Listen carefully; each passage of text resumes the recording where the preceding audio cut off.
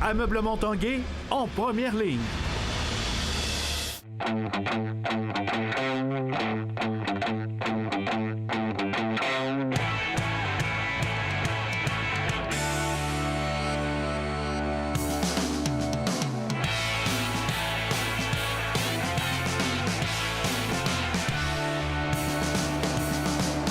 Bon mardi tout le monde, bienvenue à l'Esprit sportif. Aujourd'hui, dans notre émission, on parlera du marathon SSQ de Québec, ça s'en vient à grands pas.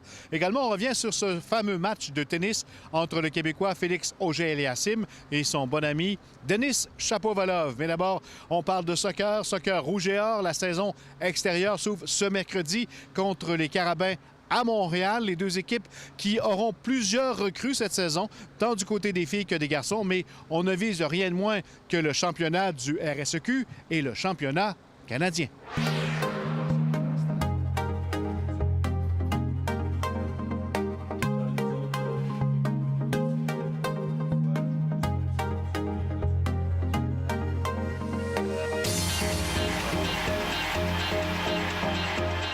Une nouvelle saison qui débute. On parle de virage jeunesse. On peut parler de reconstruction. Oui, on peut dire ça, oui, parce qu'on a quand même perdu 3 joueuses importantes au milieu de terrain, au centre, de 3 défenseurs centrales, Mélissa Roy, Marie-Sandra Geneza, Sophie Bourassa. Cynthia Turcotte qui est terminée, Caroline Croteau qui est terminée, qui sont des milieux, Alex Lafrenière aussi. Là, j'en oublie sûrement, mais on a quand même perdu beaucoup de joueuses. Mais on a beaucoup de recrues de qualité, beaucoup de recrues qui vont nous aider dans les prochaines années, qui sont peut-être inexpérimentées pour le moment, mais qui vont prendre l'expérience au fur et à mesure, qui vont s'entraîner avec nous et qui vont voir les matchs se dérouler. Tu as des piliers, évidemment, dans ton équipe. On parle de Joël, on parle également de ta gardienne de but. Oui, Marie-Joëlle Vandal, qui est à sa 5e année. C'est certain que moi, ça fait 5 ans qu'elle joue avec l'équipe. Je ne l'ai jamais vue aussi bien jouer. Elle est très solide, très confiante. Elle prend des bonnes décisions. Elle dirige bien sa défensive. C'est un général derrière. Quand on a un bon gardien, des fois, on peut aller loin parce que ça améliore le reste de l'équipe aussi. On joue avec plus de confiance. Bien, c'est certain que j'ai connu une assez bonne saison au Dynamo Québec cet été.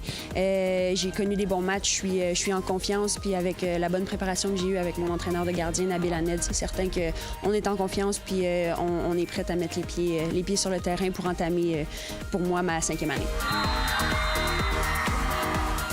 L'équipe a encore le potentiel de se rendre jusqu'au bout. Oui, tout à fait. Moi, je suis toujours confiant. J'ai déjà eu des équipes qui étaient moins fortes que ça, puis j'étais confiant, puis on est allé au Canadien. Je suis toujours confiant. Je pense qu'on peut aller jusqu'au bout. On peut arriver là-bas. Ça se joue sur peu de choses. Puis si on fait bien les choses, on peut arriver puis remporter un autre championnat canadien. Je suis très confiant là-dessus. Pamir Grib, 12 recrues, 12 vétérans de retour. C'est un bon mix? Un mix magnifique. Et on l'a vu durant nos stages de préparation quand on est allé dans le Maine ou au Nouveau-Brunswick. Les vétérans jouent bien le rôle, les jeunes sont bien intégrés et c'est comme s'ils se connaissaient déjà. Et ça n'a pas de prix pour performer. Il y a un noyau de 6 joueurs qui nous viennent du Cégep Sainte-Foy. J'en ai 2 qui viennent du Cégep Garneau. Et ce sont des bons joueurs et en plus qui ont connu la structure du sport-études. Donc le PEPS, le Stade TELUS, ils connaissent. Et ce sont des jeunes que je suis depuis très longtemps. Donc l'avantage de les connaître, c'est bien. Et je pense que ça va être... je dis à la blague qu'on aura beaucoup plus de monde dans les gradins. C'est une équipe qui me fait penser, moi, à ma première année quand je suis rentré. Fait que 12 nouveaux, 12 vétérans. Quand je suis rentré, c'était exactement comme ça. Puis le fait que Cass s'est compté à aller au Canadien, fait que moi, ça me fait pas peur du tout qu'on ait 12 recrues. Je pense que ça apporte un petit peu un vent de fraîcheur. Les recrues sont ambitieuses, c'est bon. Ils ont le niveau aussi, fait que ça va donner une bonne compétition au sein du groupe. Les noms à surveiller cette saison? Bila, notre capitaine, naturellement. Le gardien, Nizar Ouhou. Nizar a été élu sur la première équipe d'étoiles canadiennes l'année dernière, même si on n'a pas été au championnat canadien. On a un joueur suisse, une belle surprise, Matteo Rezzonico, un colosse qui joue à très bon niveau en Suisse. Tu as Gonzalo Mizol, qui est une très belle pépite, un pied gauche incroyable, qui va nous aider. Jonathan Vallée, qui a sa 3e année, a fait un stage de préparation incroyable. Donc on a un bon mix vétéran et nouveau, mais surtout une envie de faire quelque chose dès la première année. Revenons maintenant sur cet abandon crève-cœur du jeune de Québec, Félix Auger-Aliassime, lors du match disputé en première ronde du US Open face à son bon ami Denis Shapovalov. Au Club Avantage Multisport, plusieurs étaient sur place pour suivre les prouesses du jeune et ils ont tous apprécié. Braqué devant la télé, Jacques Hérisset était inquiet même à distance. Non, définitivement, c'est pas quelque chose qu'on aime voir. Et aussi ému devant le geste de Shapovalov qui a consolé son ami. La complicité des deux, qu'un qui pleure sur l'épaule de l'autre, les deux qui sont assis ensemble. Pourtant, la partie avait bien commencé pour ces jeunes amateurs qui appuyaient inconditionnellement Félix Auger-Aliassime. C'est incroyable à l'âge qu'il soit rendu là puis qu'il est vraiment bon. Là.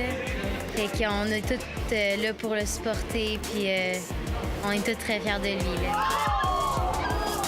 Ça fait spécial parce que c'est le garçon du coach de ma fille Annika. Donc, ça fait longtemps qu'on le suit et on trouve ça génial de voir que c'est un petit garçon d'ici qui a grandi puis qu'il est capable de livrer des grosses performances puis il a vraiment un grand avenir devant lui. Là. Même des high-fives après chaque point de Félix. Je trouve qu'il joue bien. Je trouve qu'il fait un petit peu trop du double faute dans les moments importants. Annika pouvait être critique, mais se vantait aussi d'avoir échangé des balles avec le meilleur joueur québécois au monde qui a aussi son programme Félix redonne au suivant au Club Avantage qui favorise le développement des jeunes. On a joué peut-être 1 ou 2 points, là. Puis j'en ai gagné un. Ouais. Très généreux de son temps, il est très humble, il n'hésite jamais à jouer avec les jeunes, à aller sur le terrain, il le dit pas, puis d'un moment donné, il dit « Bon, ben viens, tu frapper des points avec moi », tout ça, il est vraiment super gentil. L'émergence de Félix Auger-Aliassime qui pointe maintenant au 116e rang mondial n'est qu'un début selon les gens qui l'ont bien connu. On veut avoir des joueurs là, de la région qu'on amène à un niveau international. Puis là, Félix a fait le saut, puis c'est toujours là, fantastique. Tout ce qu'il a accompli, c'est fantastique. Le tennis québécois va être super regardé dans les prochaines années parce que Félix va nous faire des grandes choses. Mais son premier match dans un tournoi du Grand Chelem n'aura toutefois pas été le scénario idéal. On parle d'expérience, celle-là n'était pas souhaitable. Ouais, une expérience non souhaitable, mais qui vient de marquer son entrée dans des tournois majeurs. Stéphane Turcot, TVA Sport, à Québec. Après la pause, on parle du marathon de Québec.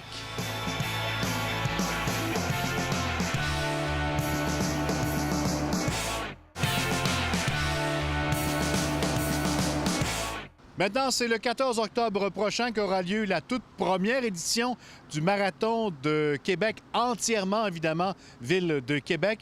Et parmi les participants, on retrouvera l'athlète de Québec âgé de 28 ans, Anthony Larouche, qui en sera à son 4e marathon seulement. Mais comme vous le verrez dans le reportage d'André Martin, ce jeune a de grandes ambitions.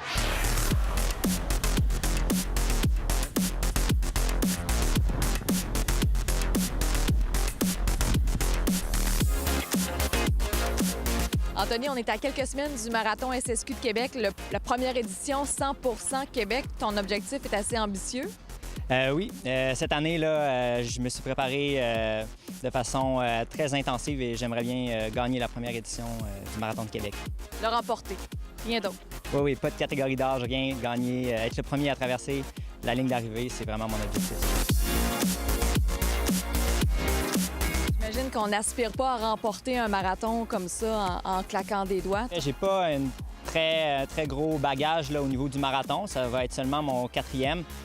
Toutefois, mes années dans le Rouge et Or, en cross-country, en athlétisme, ainsi que mes nombreuses courses en demi-marathon, en 10 km, tout ce bagage-là se cumule et m'amène aujourd'hui à me laisser croire que j'ai de bonnes chances de l'emporter cette année.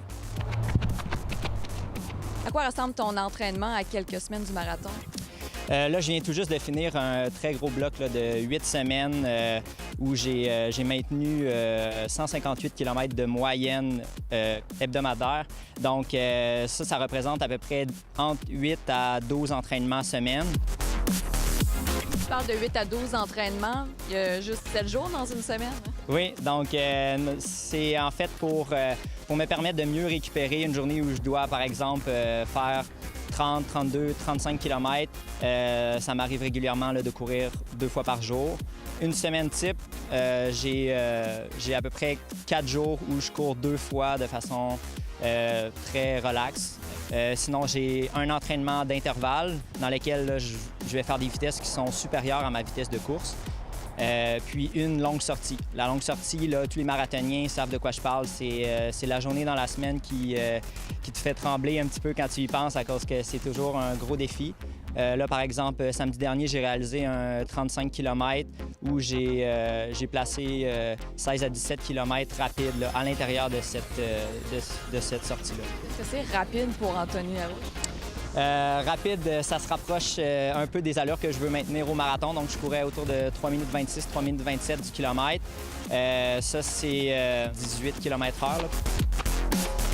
À quoi tu t'attends pour la journée du 14 octobre? Je pense pas que ça va être une course très rapide. Je pense pas réaliser de record personnel là. C'est pas mon objectif. Si d'autres élites sont présents, ça va sûrement être une course avec beaucoup de changements de rythme. Donc, ça va être d'être prêt.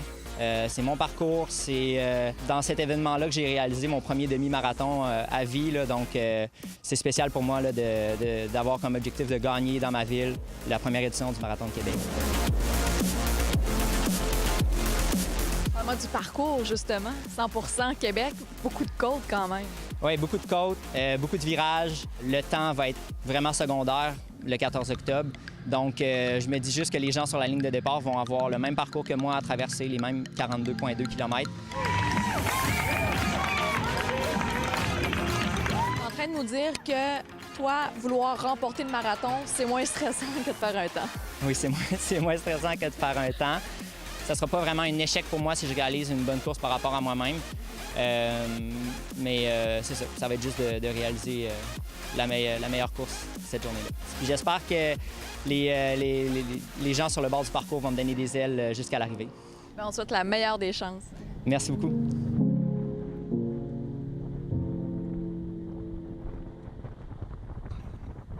On souhaite donc bonne chance à Anthony Larouche lors du Marathon de Québec. Voilà, c'était l'Esprit sportif. On se donne rendez-vous demain. Bye-bye.